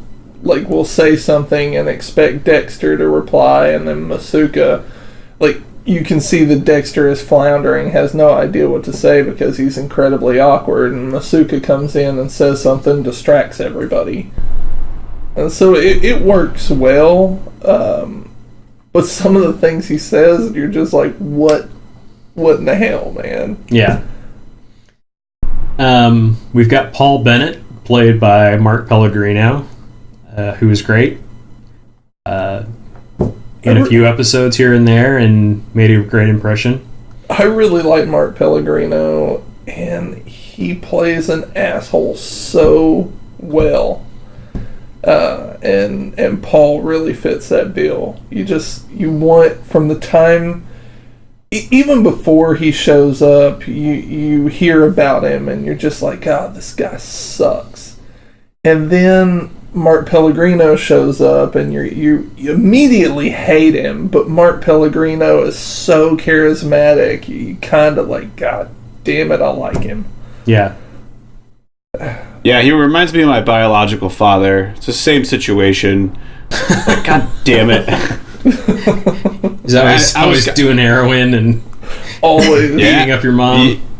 Yeah, no, it's for real. I mean, like, I had a very much similar Cody and Astor situation when I was a kid, and like that was my biological father, who was doing a lot of terrible things, did a lot of terrible things to my mother, and then kept coming back into our lives, and would come back and be like, "Hey, let's go to the circus," or whatever, and I'd be like, "Cool," and then he'd drop me off somewhere else, like he goes go do drugs someplace else, and like I was like, man, that guy knows real shitty dads out there, and.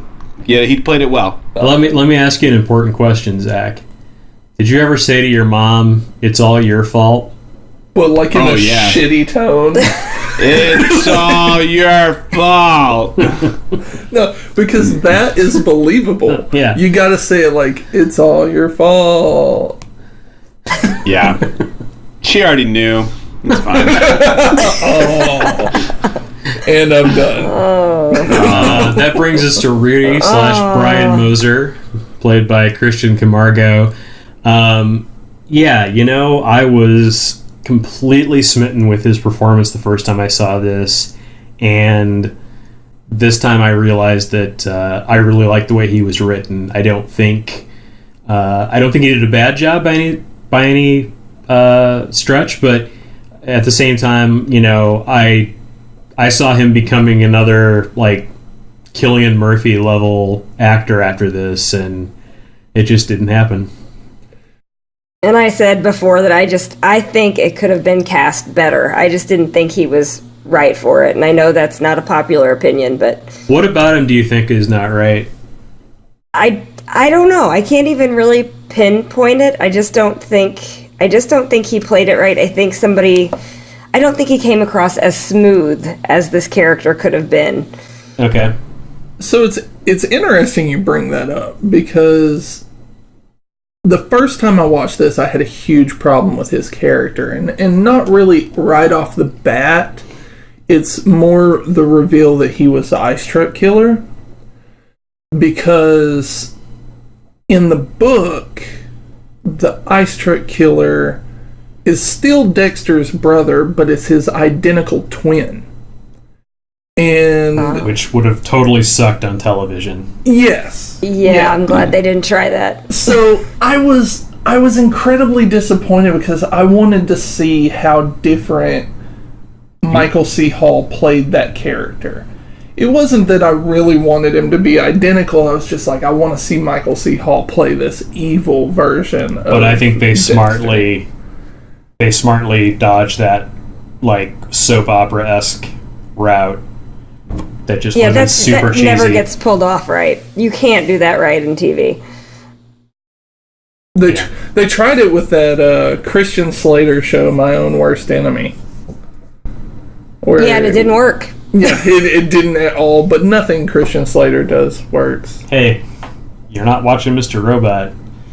I was going to say, lots of things Christian Slater work. Christian Slater hasn't done anything good since Heather's Fight Me. Listen, Mr. Robot, all seasons, all episodes. Young Guns 2? Pump Up the Volume, back in the 90s. Hard Rain? Cuffs, talking about my high school boyfriend here. I loved Cuffs too. I had a whole Christian Slater one. Don't get me started. Yeah. It's my first love, man. Nah, I like Christian Slater, but There's we just got introduced to Lieutenant Esme Pascal, played by Judith Scott. Not that she's made much of an impression yet, but she comes back in the next season. And she's Haitian. Indeed. That's all we know about That's her all we at know. this point. We've got Aster, who's played by Christina Robinson, who I think is great. I think she does a good job for a child actress. They don't give her a whole lot to do, unfortunately. She has kind of one major plot line in a future season, and that's really about it for her. She did a really good job in the episodes that she did play a part in, showing specifically Aster's birthday party, and this is a perfect when time she for me wrote to that play song. the song again. Yeah,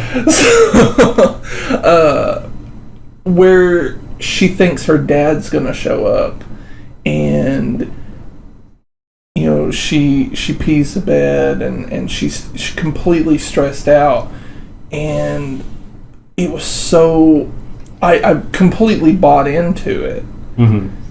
She did a great job. Yeah, that was really the most she was given in this season.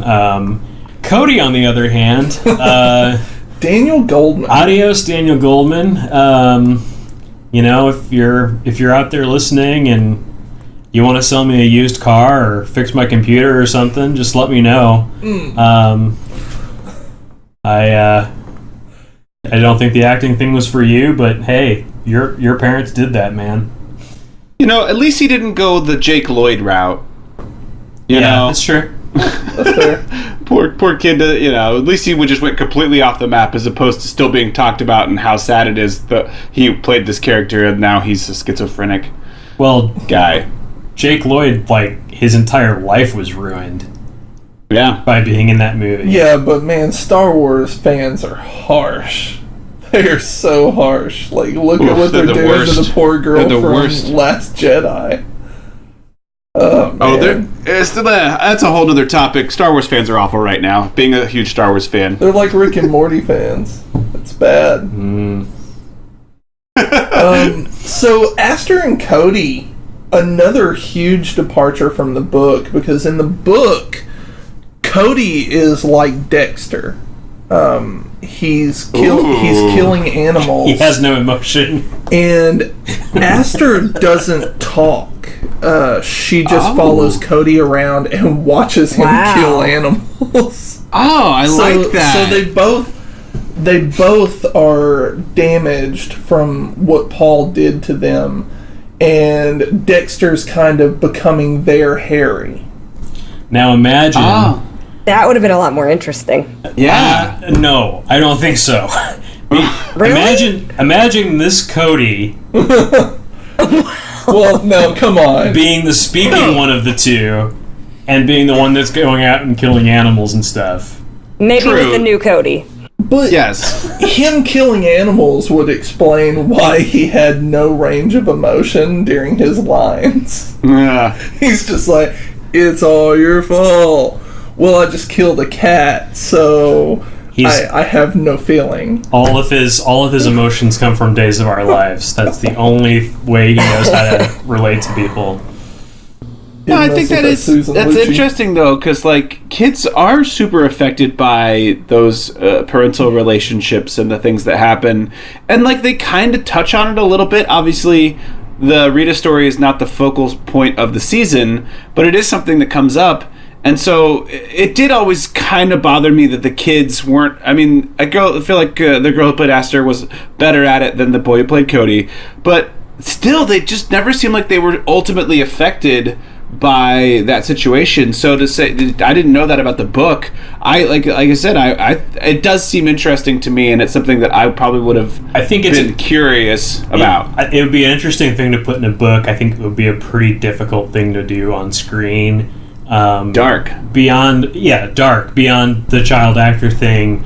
Then you have to like explain to 7 and 9-year-olds how to do this scene that is completely horrifying, and that they can't watch the end of episode 3 because it shows what Paul did to them one night, kind of thing. Like it gets super super dark super quick. Yeah. Something that could have been interesting to explore is, Aster remembers Paul's abuse more than Cody does, and Brian remembers his mother and their past better than Dexter does, and that would have been an interesting thing to show in parallel.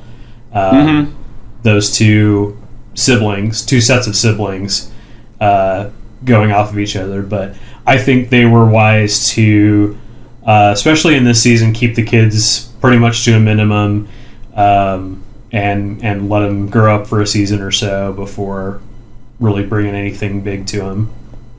Yeah, it definitely would have pulled focus. I mean, that's a pretty big story to tell. You're right. That definitely would have been a trap for them had they gone that route. Yeah, and you're not going to find the Michael C. Hall of 9-year-olds. You're just not. Yeah. So Haley Joel Osment. Well. So that brings us to some season best and worst of. Who was your favorite kill this season for Dexter? So many good ones. There's 2 kills really that stick out to me. For emotional weight, you have to go with him killing his brother. Michael C. Hall plays that scene so perfectly. Then on the flip side, you have evil Denise Crosby. Uh-huh. And that scene is so comedically wonderful. Of Dexter's terrible wig, the cat just randomly being there. Yeah. And the nurse completely just like knocking Dexter on his ass. It was great. Yeah, I think that obviously evil Denise Crosby wins for the most comedic or the most satisfying of the kills. They threw a couple of pretty bad guys at him. I thought Emmett Meridian was an interesting one. I thought he was an interesting foil for Dexter. But obviously the most important kill of the season is Brian Moser, and I've gone on at length already on this, but the first time I watched it, I was not happy that they killed that character because I loved Brian Moser. I wanted him to be the thorn in Dexter's side. I wanted him to be the sort of shadow dokes that is messing with Dexter from behind the scenes. And well, in the book they do keep him alive. I know he gets they kill LaGuardia. Try not to spoil everything about the book. Well, I mean, interesting. Oh, okay. I agree too. Brian Moser's death was definitely one of the better ones. The way the weight that it had, the way it was shot, the way that the actors played it, everything about it was sort of just like the pinnacle of all of the murders all season long. I did enjoy the evil Denise Crosby murder, but I definitely loved the final murder of the season for Dexter. And I have to agree with both of those. I mean, how can you go against the comedic value of evil Denise Crosby and the emotional impact of killing Brian/Rudy? But I do have an honorable mention. I did like the one, the couple, when he killed the couple, and right before he killed them, and he was basically asking for relationship advice. That was a favorite too, where he's like, how long have you been together, and how did you stay together? And they said we like the same things. That one stuck, so that one gets a little bit of an extra boost for me. Yeah, that was great. The human traffickers who literally refer to the refugees as human pieces of shit. Really deep down they love each other, and they had some things to teach Dexter wants to know how they made it work. Yeah, exactly. I think the most cliched, least interesting kill of the season was Jamie Jarowski, who's the janitor. I think it's the second episode, who's just the absolute cliche of he's a creepy valet that has the Scream Bitch Scream website, and he, I don't know, talks girls into doing cam work with him and then snuffs them, and it's like, yes, obviously we had to have this guy for Dexter to take care of. A complete home run of everybody's against this guy character. Yeah, fuck that guy.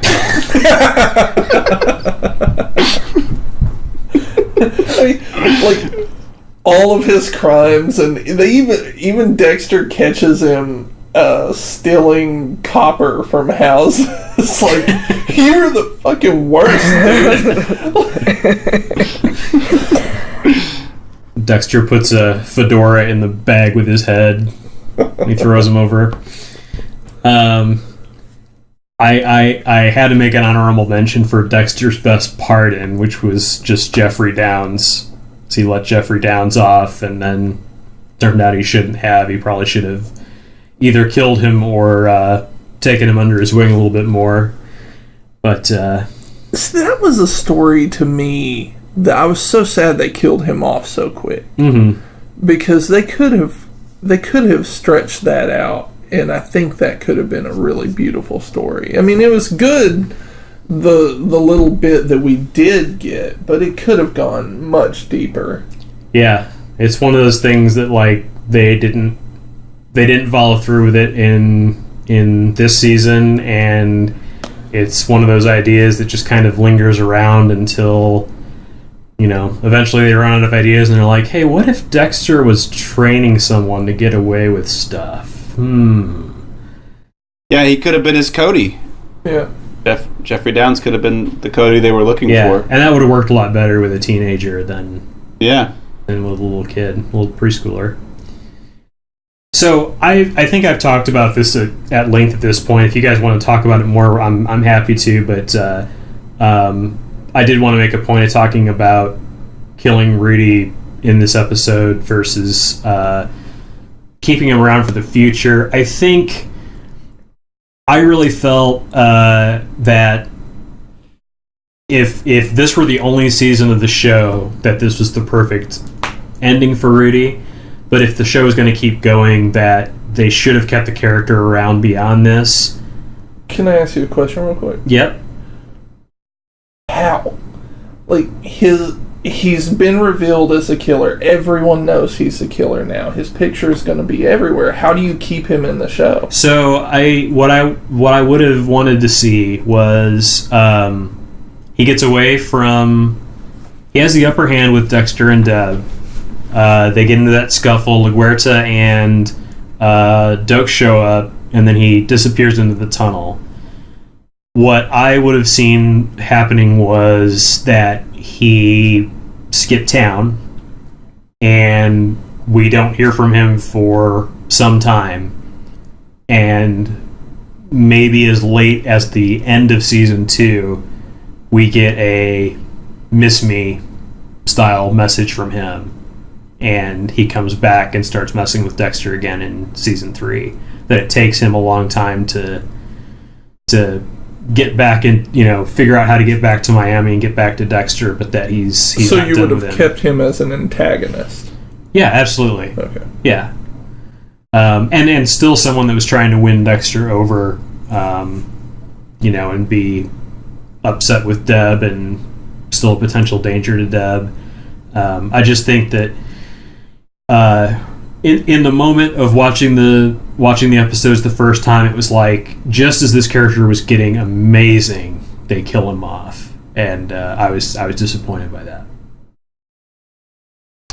Yeah, I would say I wasn't necessarily disappointed with them killing him off, but I think that they could have also kept him around for other uses too. And here's how.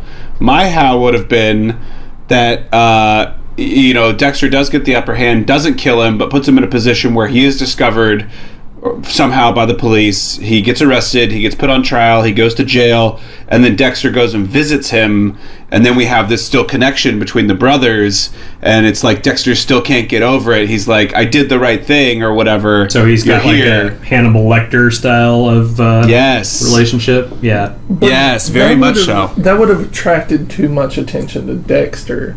Like, how is he going to explain him going to visit? I think he just makes a fake name, right? Just puts down Patrick Bateman again. No, I don't know necessarily. That's a way for the show to figure it out. I think they could. I mean, if he goes to trial, I think it becomes public knowledge that they're brothers, and then you've got Rita and Deb having to deal with the fallout from that, and Dexter still wanting to have a relationship with him. I think that works just fine. And having him sort of as that Hannibal Lecter character, it does also, the downside of keeping him around obviously is that eventually, if their plan is to eventually kill him, then the show kind of is seen to take a big dip when they have this great character that's been around since the first season that they suddenly get rid of, and now the whole dynamic of the show has changed. So yeah. I see it I see it as a wise decision now. At the time when I didn't have the next 6 seasons to watch right away, or the next 7 seasons to watch right away, rather, that it makes sense overall with the way they told the story. So, what is everyone's favorite episode from this season? Mine was Seeing Red. I thought that had up until like the final episode, the biggest jump in storyline. You found out so much. It kick-started the end game. It was very exciting. It made me want to immediately watch the next episode. Like, dear God, what is going to happen next? And that was the first time this season that I really felt that way. Okay. That was my choice as well, Seeing Red. The tension was there. It also had all of the really good visuals, the good puzzle aspect of it, and just had the tension that we wanted to see as we near the end of the season. Yeah, I would also say Seeing Red or Born Free. I say Born Free because it is the final episode of the season, and there's so much action and so much forward motion, and we get resolution to some degree on certain stories, and that thing was fun. But Seeing Red, again, with the visualizations of it, the color schemes, the information that's provided, yeah, I think those two are kind of a tie for me. Cool. Yeah, my favorite episode, rewatching it this time, was actually Father Knows Best, episode 9.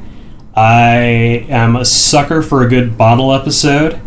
It is the first full episode that we know that Rudy is the ice truck killer, and that wonderful dynamic of the two couples in that house for the weekend being pretty much the entire plot of the show, with you're just wondering what Rudy's going to do now that he's been revealed to the audience. Everything has a double meaning with him. I think that's the best written episode of the show. It's not the most exciting episode. There's not a lot of action. There's not a lot of puzzles or revelations or anything like that. But I think it just really works as a standalone episode like that. I like your take on that, because watching that episode, to me, you have that big reveal at the end of Shrink Wrap, where Rudy reveals himself to the audience, at least, that he's the ice truck killer. Yeah, he responds to the personal ad that Dexter put out. And then you get this episode, you're thinking, oh man, it's really going to go from here, and then it just like grinds to a halt in story progression to give you this little side shoot. It's one of those frustrating things. I felt frustrated watching that episode, but it was a good episode. Yeah, I didn't feel frustrated at all by it. I found it fascinating watching the dynamics of those four characters playing off of each other. It's really probably the most that Rita and Deb are together in the whole season as well. So there's all kinds of stuff going on in that episode. And I don't think it's a coincidence that the head writer of the first four seasons wrote that episode. So, speaking of episodes, what is your worst episode? Mine was Father Knows Best. Really? Yes. It was a tough call. I wasn't crazy about Truth Be Told, but I went with Father Knows Best because of that weird side storyline that didn't fit. That kind of is what gave it the edge to me as the worst episode, where you have Dokes and Angel and the shooting going on also. That gave it the edge to me. And I didn't love the couples weekend aspect. I think there was a lot going on in the episode, but I'm going to use what Aaron said. It just kind of, everything came to a halt. Great ending scene. One of the strongest scenes in the whole show. But if I had to really pick a worst, it's got to be that one. I'm going to go with Popping Cherry. It is the easy answer. It's the easy answer, and I didn't necessarily dislike any of the episodes per se. I mean, it's hard to like pick a worst one or a least likable one, but I don't know. Yeah, like I mean, there was some stuff that was good about Popping Cherry. I guess that was the Jeremy Downs first episode. Yeah. But like that title particularly, and then like some of the other stuff that happens. That was also the evil Denise Crosby episode. So like they put some good moments into like some otherwise weirder stuff, but yeah, I don't know. I liked them all. I can't have an episode I didn't like. I think the first three episodes are fairly unassailable.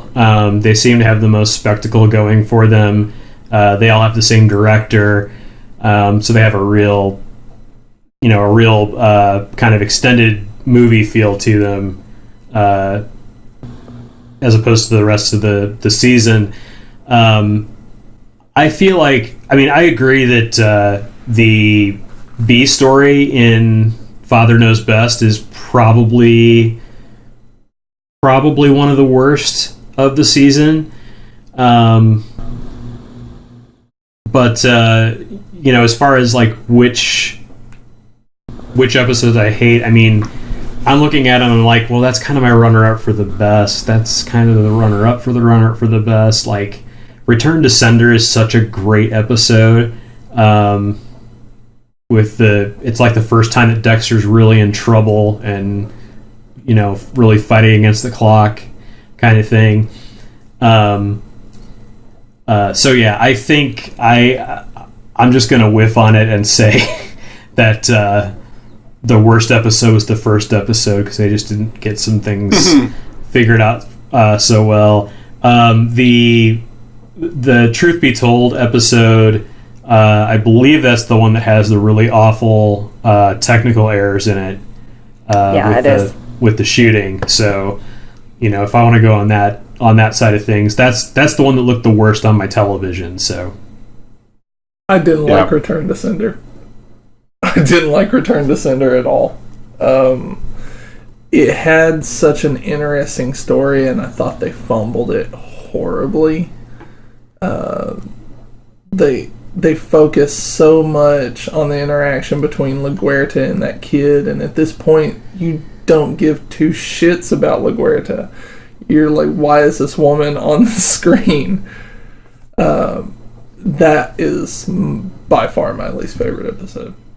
That's Aster's birthday party! Yeah.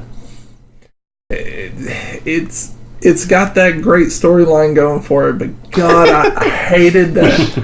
I hated the focus on LaGuerta. Just killed me.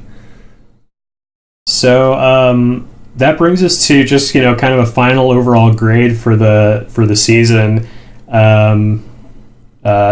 I tend to like to do these out of 10. We could do it as a letter grade, whatever you're comfortable with. The way that I tend to do the out of 10, I like to say that a just dead average, workable, non-surprising show that's fairly competent is a 5. And then it can go up or down from there. It's hard to get a 10. It's hard to get a 1.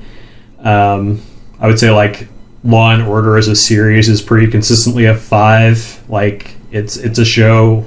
It's there. It's never great. It's never terrible. And I would give this season of Dexter an 8 out of 10. Yeah, that's what I was thinking too. An 8 out of 10. I really liked this season. I liked rewatching this season after having watched it a long time ago. I thought there were some good twists, some good writing moments. There were also some bad ones as well, but when they found their voice and their momentum, they really got going. And then by the end of it, the last 3 episodes, I was like, I got to watch these back to back to back. Like, you can't take a break in between. And that I think that is the sign of a pretty decent show when you feel like you got to watch the next episode right away. I would probably give it a 7 out of 10, maybe even as low as a 6. And it's not. You've seen the whole series, man. You got to give yourself room here. I get that. Right. The first 5 or so episodes are so forgettable, and going back and watching them, I'm like, man, why did I like this show? And it's really not until the second half of the season that I'm like, oh yeah, that's why I liked this show. And it really picks up at the end of the season. The end of the season is what brings it up to probably a 7 for me. Okay, fair enough. I also would say 7. I would give it a 7. There's a lot of good strong points, but it's still early on. It's still developing, and there's some things they got to figure out with the characters first, but still pretty strong overall. I'd say a 7. That's cool. I think I'm good enough at math to average that out to a 7.5. So that's not a bad. I could almost even do that math. That's not a bad score. Thanks, guys, for hanging out with me for this season and discussing the show with me. Thanks everybody listening for this extra long season closing episode of Deeply Discussing Dexter, and we will see you next season.